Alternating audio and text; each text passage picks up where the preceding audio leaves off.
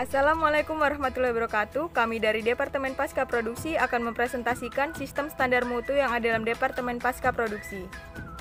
Sebelumnya, perkenalkan, saya Eviliani, NPM 187540116 sebagai Kepala Departemen, dengan anggota Departemen yang pertama Desi Melenia, NPM 187540112, Dewi Melenasari, NPM 187540113, Dian Febrianingsi, NPM 187540114, dan Esti Puji Rahayu, NPM 187540115.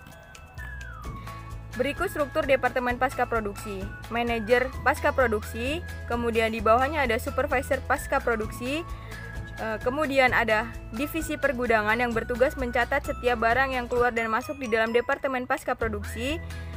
Kemudian ada Divisi Pengemasan Produk, di mana produk yang akan dipasarkan harus dikemas atau dilakukan pengepakan terlebih dahulu. Yang terakhir yaitu ada Divisi Verifikasi Produk, yaitu di mana divisi ini bertugas memverifikasi setiap produk sebelum masuk ke tahap pengepakan di bagian Divisi Pengemasan Produk. Departemen Pasca Produksi bertanggung jawab terhadap penyimpanan dan pengemasan produk sesuai dengan mutu yang telah ditetapkan sebelum produk dipasarkan. Alur kegiatan Departemen Pasca Produksi: yang pertama, menerima produk yang telah selesai dari Departemen Produksi. Yang kedua, melakukan pengecekan produk sebelum produk dimasukkan ke dalam ruangan pendingin. Yang ketiga, memasukkan produk yang sudah lolos pengecekan ke ruangan pendingin. Yang keempat, melakukan verifikasi produk sebelum dipacking dan diserahkan ke Departemen Pemasaran. Dan yang terakhir, melakukan packing produk yang akan diberikan ke Departemen Pemasaran dengan menggunakan kardus. Alat dan mesin yang dibutuhkan di dalam Departemen Pasca Produksi: yang pertama itu ruangan pendingin, kemudian troli pengangkut barang, mesin packing kardus, lakban, dan alat tulis kantor. Standar mutu Departemen Pasca Produksi. Departemen Pasca Produksi bertugas menangani produk yang telah memenuhi standar Departemen Produksi yang mencakup penyimpanan dan persediaan. Yang pertama, menyimpan produk di dalam ruangan pendingin dengan suhu 5 derajat Celcius dengan ukuran 4 meter x 4 meter x 3 meter. Kemudian, metode persediaan produk dilakukan dengan metode FIFO. Yang ketiga, memastikan produk yang masuk ke ruangan pendingin tidak cacat dan terkontaminasi. Yang keempat, ruangan penyimpanan harus steril dengan suhu yang stabil. Yang kelima, banyaknya persediaan produk dalam gudang maksimal sebanyak 1000 botol. Dan yang terakhir, dalam kardus yang siap dipasarkan berisi 10 botol produk dengan ukuran kardus 28 cm x 23 cm x 20 cm. Standar mutu ruangan pendingin. Ukuran ruangan pendingin yaitu 4 meter x 4 meter x 3 meter, suhu ruangan 5 derajat Celcius, kapasitas ruangan maksimal 1000 botol susu jagung.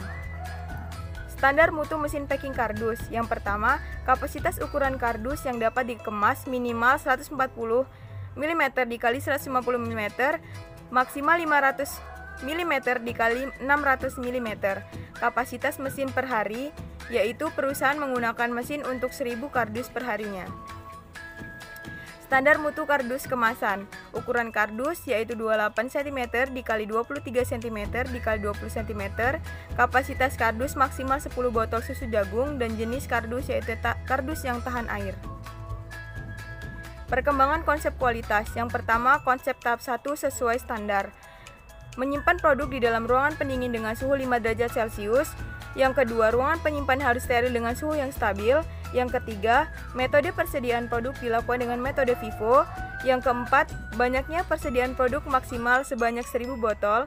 Yang kelima, memastikan produk yang masuk ke ruangan pendingin tidak cacat dan terkontaminasi. Dan yang terakhir, dalam kardus yang siap dipasarkan berisi 10 botol produk. Konsep tahap 2 yaitu sesuai penggunaan pasar.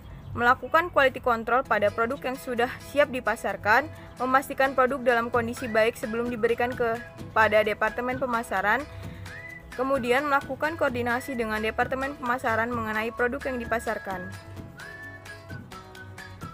Kemudian konsep tahap 3 yaitu sesuai harga.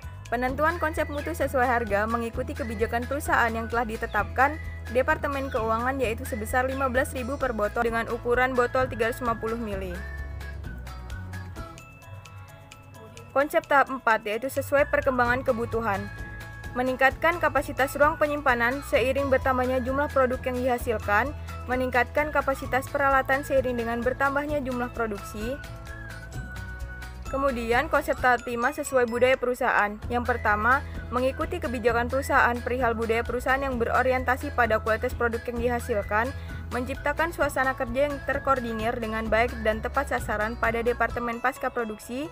Yang terakhir, menerapkan budaya 5S, sopan, santun, senyum, salam, dan sapa pada setiap anggota departemen dan antar departemen. Konsep tahap 6 sesuai lingkungan global.